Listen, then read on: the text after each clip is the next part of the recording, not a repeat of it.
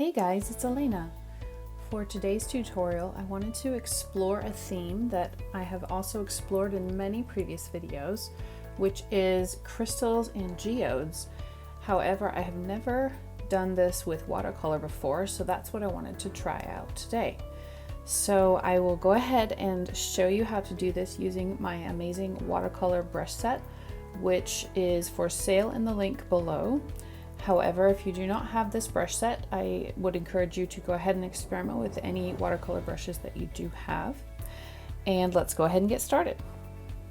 So I'm going to start by making a new canvas that is 2000 by 3000 pixels, and I'll make the DPI 300.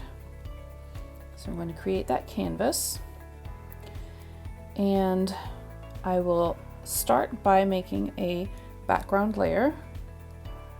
So I'll name this background paper. And now I'm going to choose from my watercolor paper palette here. I'm just going to choose a slightly bluish color this time, and I'm just going to go to my amazing watercolor brush set. And at the very top, I've got my paper, and I'm going to choose Rough Watercolor Paper and fill, and that's a bit too big. So I'm going to take the size down a bit to make the grain smaller and fill the page with this watercolor paper. Now I'm just checking my thumbnail to make sure that it's hasn't got any empty spots on it. And you can see that with the blue, the slightly blue-white color, it just comes out looking a bit more crisp and cold, which I thought might go well if I'm going to do a blue geode on here. So now that I've got my background paper, I'm adding a new layer over top.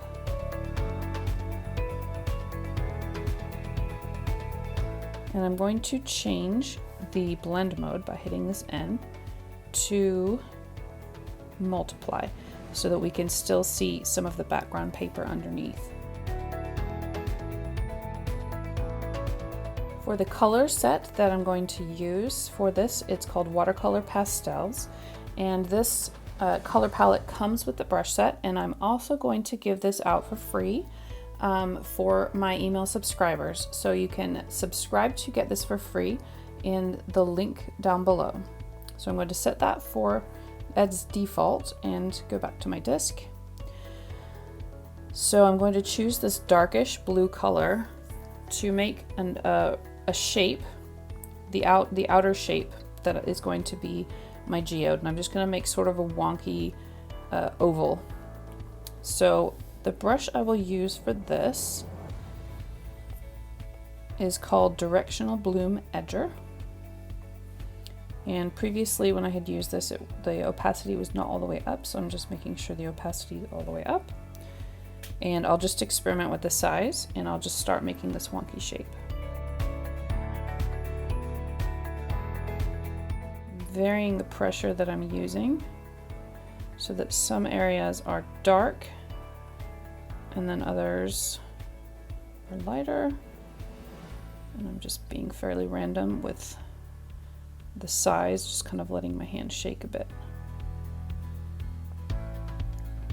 And anywhere that I'm not 100% happy with the shape, I'm just going to go over it again with this brush.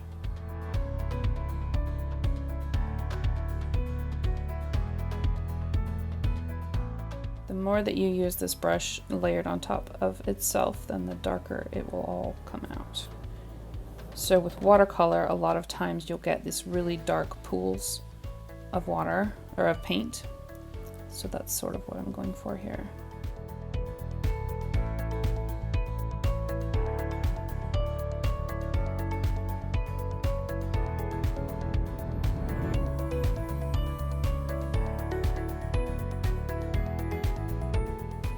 And if you go, for instance, like I just did in the wrong direction there, you can just undo it and then go in the opposite direction.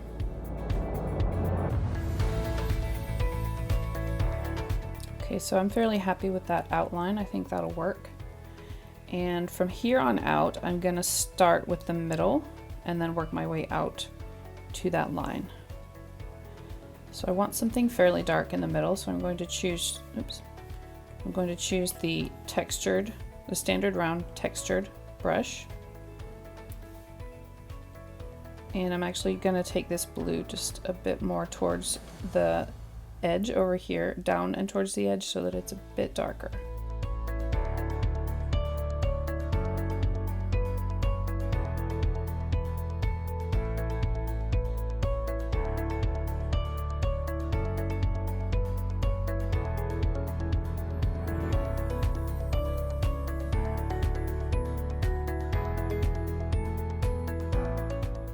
Now I'm switching to this dark green color in the same brush, standard round, and I'm going to put in a green layer further out here. And then I'll do some blending later on.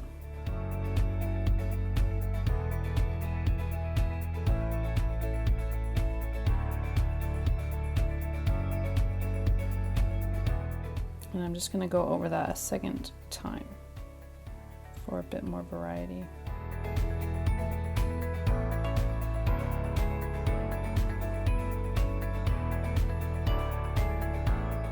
Now I'm going to take my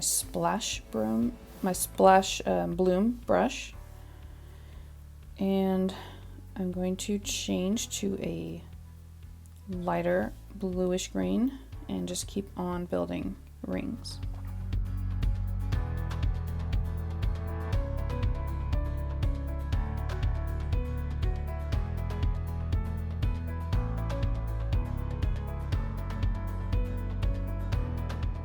Just going back around one more time in a very light touch to sort of seal these in together with each other.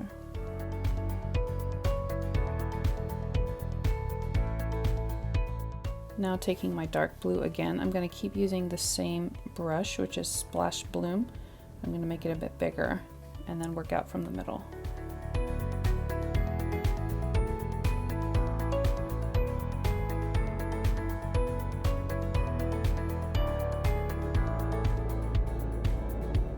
I'm taking this blooming line in the same blue color, and I'm just going to try and darken this here in the middle.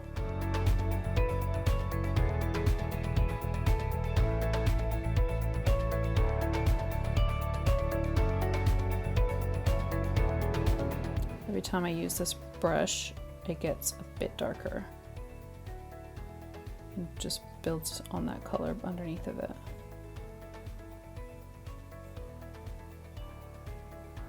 We have some pooling going on here.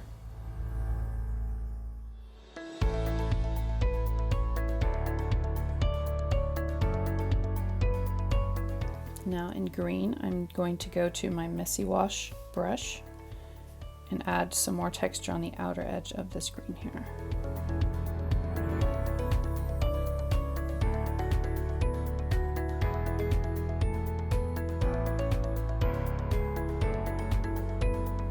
So I actually messed up there because I had been zoomed in too much and I couldn't make a full circle. But I actually liked how it looked when I just started over, so I'm just going to keep doing that a couple times here.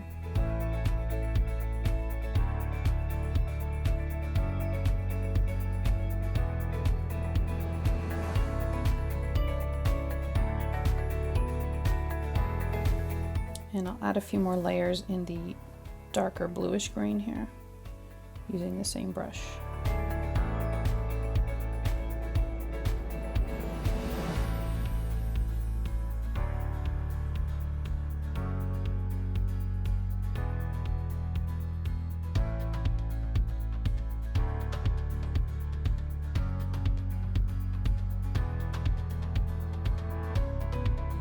I feel like I might be missing something here, but I want to have something that looks a bit more defined. So I think I'm gonna go with one of my hard edge textured brushes, maybe number 3. And I'm gonna go with the dark blue color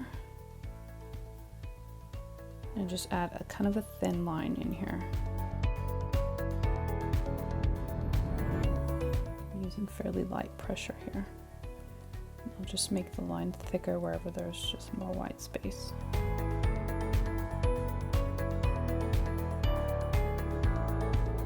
And now on my dark green, I'll choose the textured hard edge texture number 5, make it very, very small, and do the same thing, kind of overlapping here.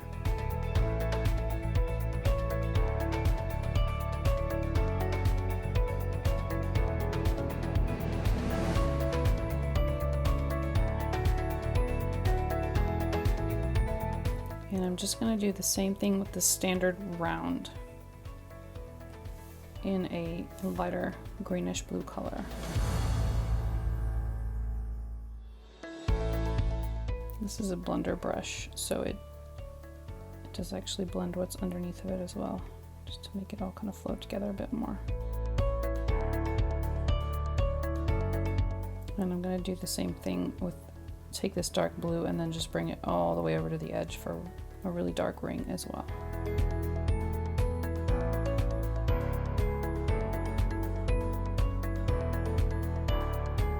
That I would like to take my directional bloom edger again in that same dark bluish color and add a bit of an edge kind of similar to this one around this inner bit.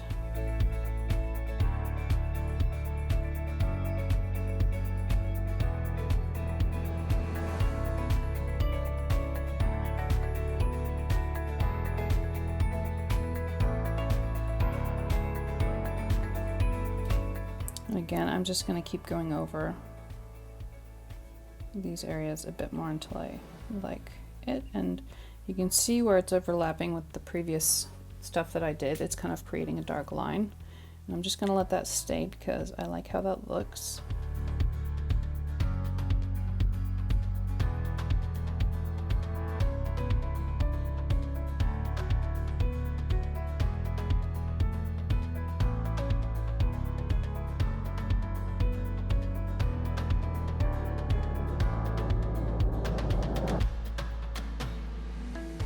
Now I'm going to switch folders to my AJ Watercolor Blenders folder, and I'm going to select a few of these blenders and just move things around a bit.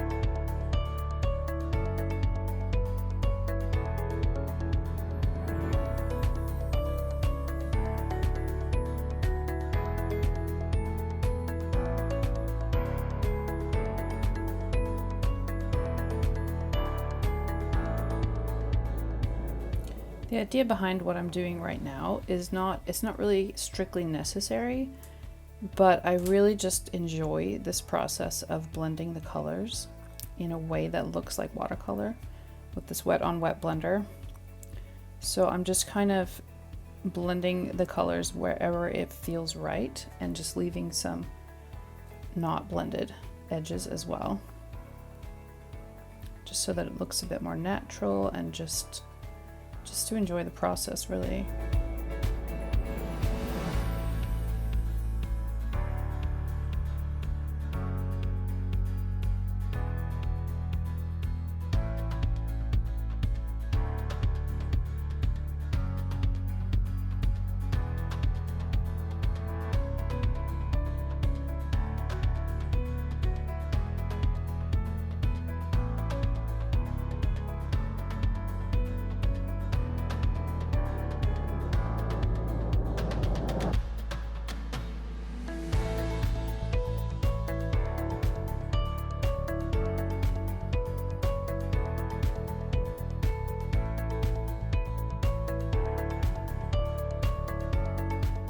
You'll want to be careful with this type of blending if you have got warm and cold colors together. This is just cold colors, so they all blend really nicely and we don't get muddy brown colors. But if you've got some pink in here, for instance, and some blue and some green, you'll just want to be a little bit careful that you don't blend them all right on top of each other, because you will end up with not a nice color most likely.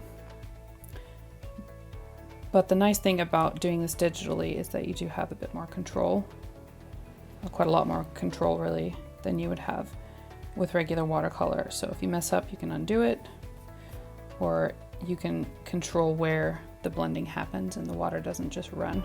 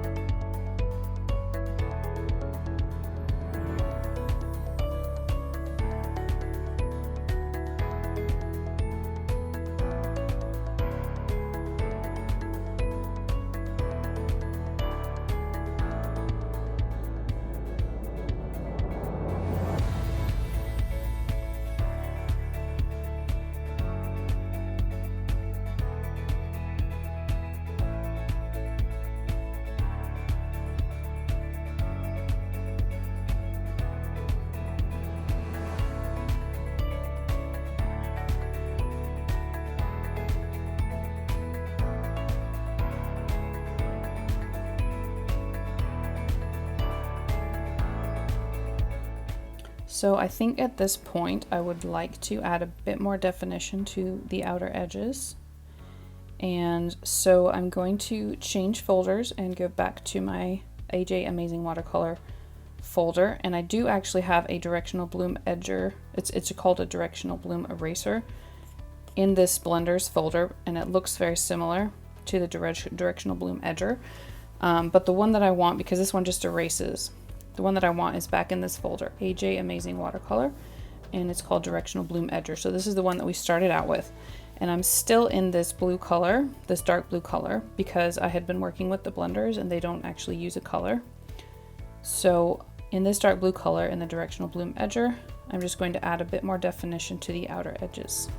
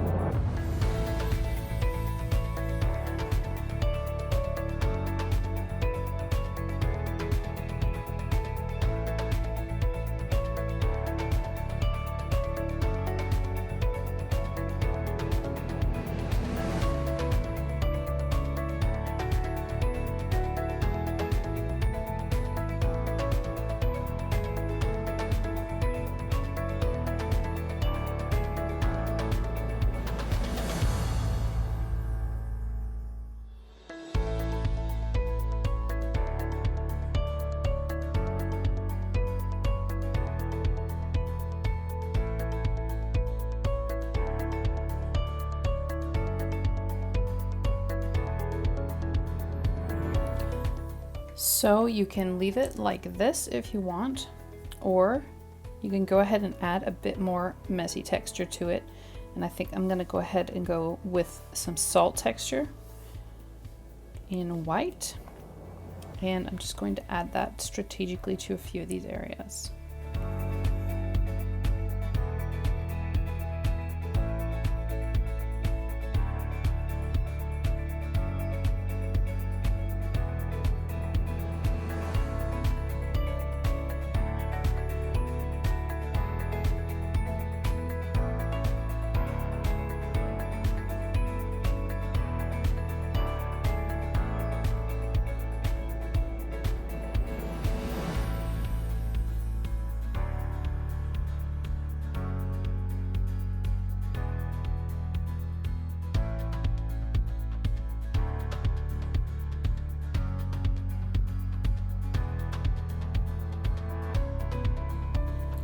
And again, you can leave it like this, or you can add some metallics over top, which I think I'm going to go ahead and do. But first, it kind of looks like it's a bit off center. So making sure I'm on my drawing layer, I'm just going to tap that arrow and move it over just a bit.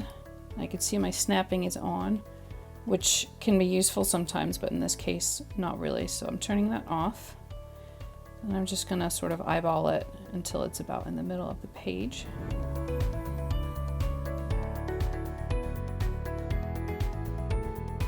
So now I'm adding a new layer over top of my drawing layer for metallics.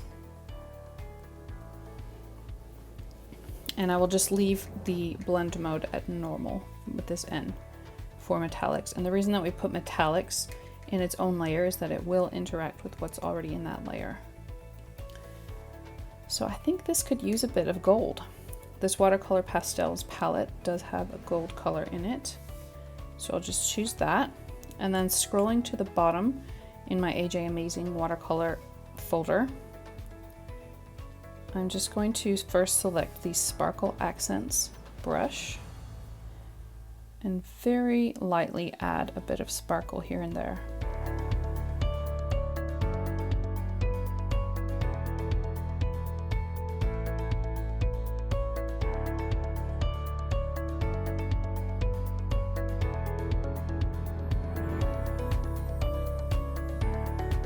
I like to add it along these dark edges, but I don't really want to cover those up because I really like those as well. So I'm just trying not to go overboard and add just a touch of sparkle here and there.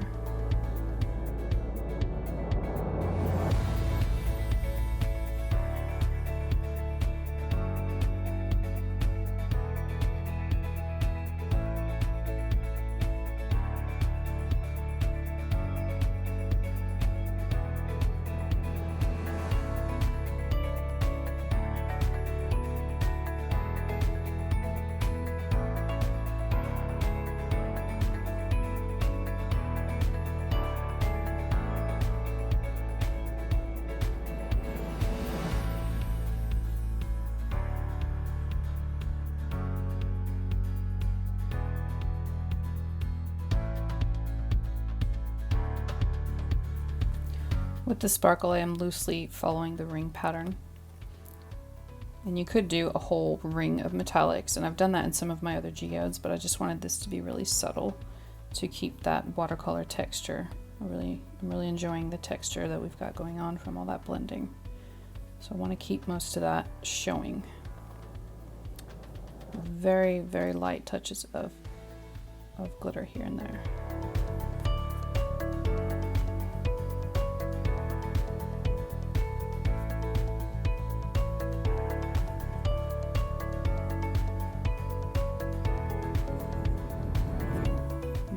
I'm just gonna leave it at that with just a tiny bit of glitter.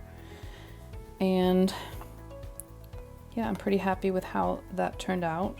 You could put glitter in the middle if you wanted, but again, it's just a matter of preference and what you want in your particular piece. Anyway, I hope that you enjoyed this, and I really look forward to hopefully seeing some of your artwork on Instagram or in our Facebook group, which is free, by the way, and you can join in the link down below. Or you can tag me on Instagram, and I would really love to see what you come up with. And thanks again so much for watching. And if you enjoyed this video, please consider subscribing. And thanks again. I'll see you next time.